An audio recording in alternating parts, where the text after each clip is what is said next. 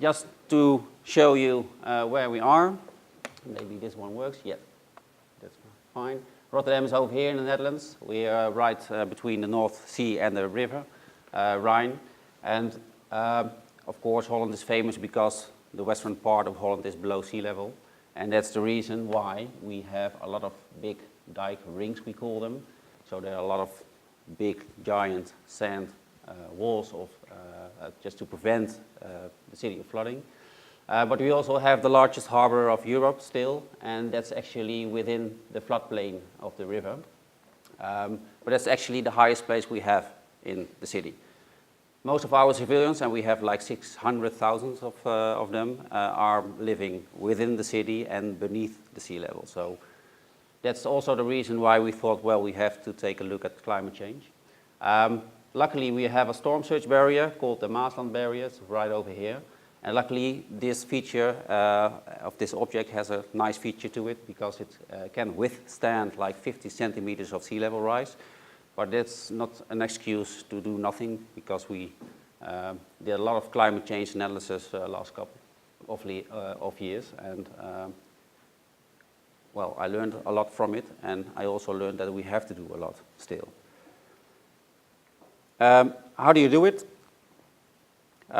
When you start, first of all, you want to know what climate change does to your city. That's why we have done several scenario analysis.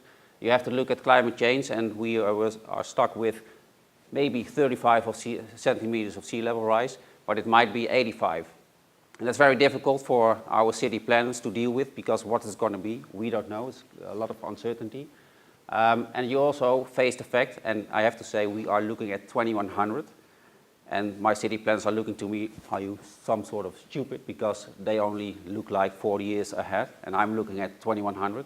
But I have to do it because the way our city is developing really is depending influencing, I have to say, the flood risk. Because if everybody leaves the city in 2100, then I would not be needing any dikes.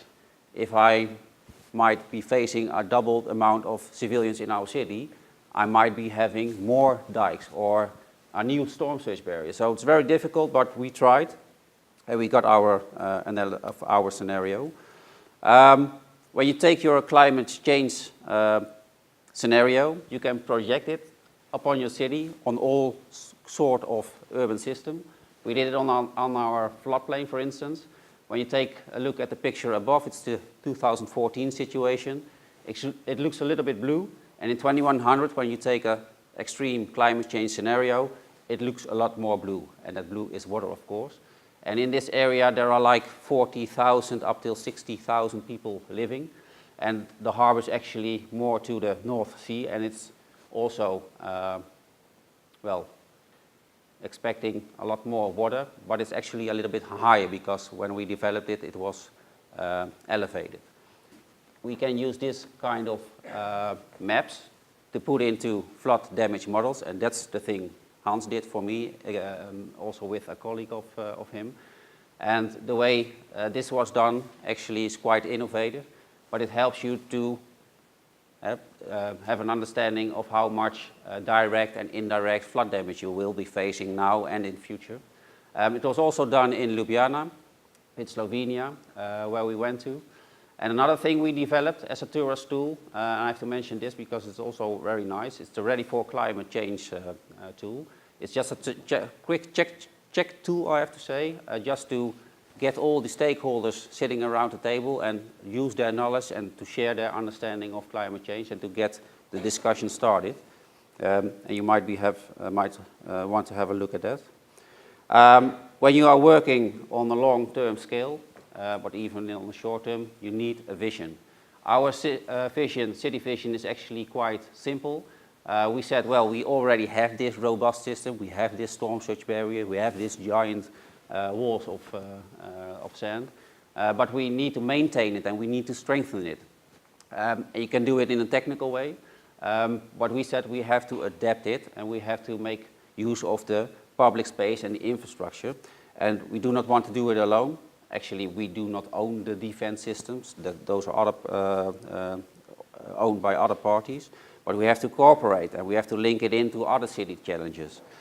And one thing I have to add, and that's the really important factor, we are always looking for the added value for every solution we are coming up with. There have to be value for the environment, society, economy, and even the ecology.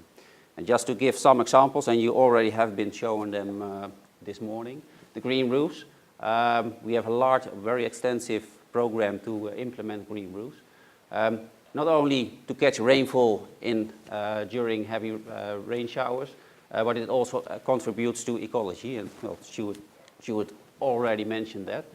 We also have a nice feature called the water square. It's actually a square where people can enjoy the surroundings because you can play basketball, you can skate over there, and during rainfall it will fill up and it will be used as a water storage. Then on the left there you see a picture of our famous dikes. Actually, of course, it's been used to prevent us from flooding, but it's also used now for recreational uses.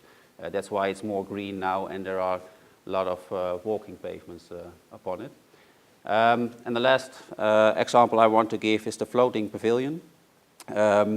We are trying to think about city development and are trying to use the old harbor sections. And this is actually a floating pavilion, so it does not matter how much sea level rise it's going to be, it just floats up. So it's no problem at all. I was also asked, could you tell something about the community, but then I would need another 30 minutes because we were actually engaging already in the Rotterdam adaptation program in 2008.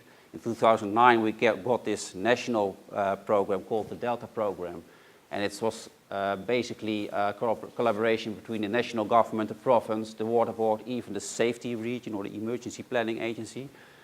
And I would almost forgot in this sheet our knowledge institutes. It's not only Hans who was collaborating, but we had several universities and knowledge institutes collaborating into this climate change programs.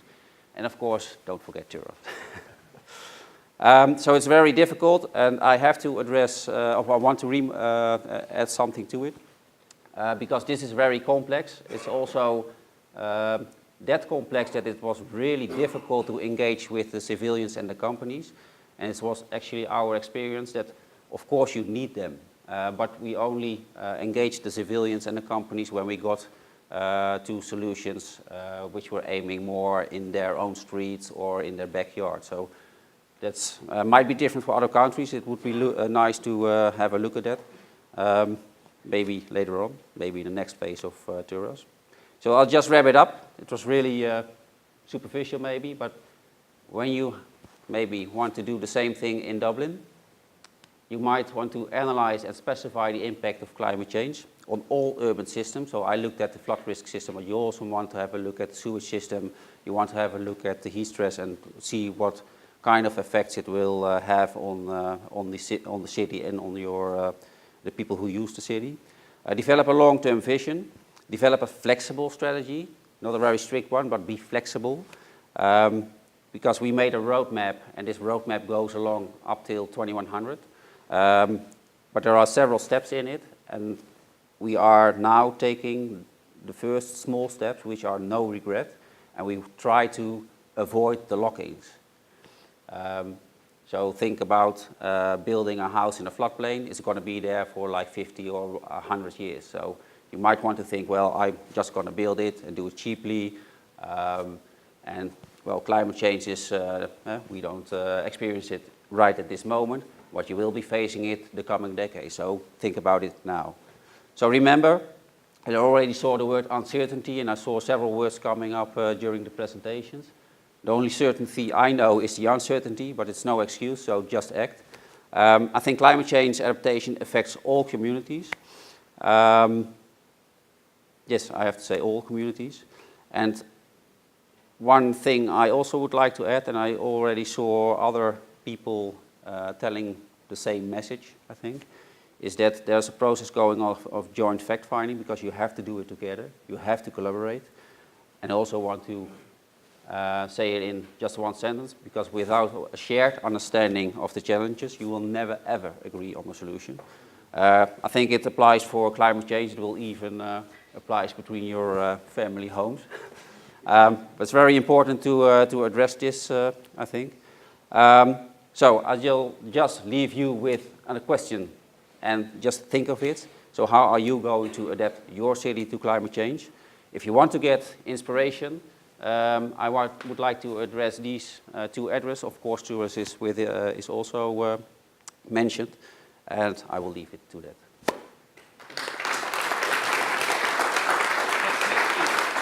Please have a seat. So, Nick's going to sit down.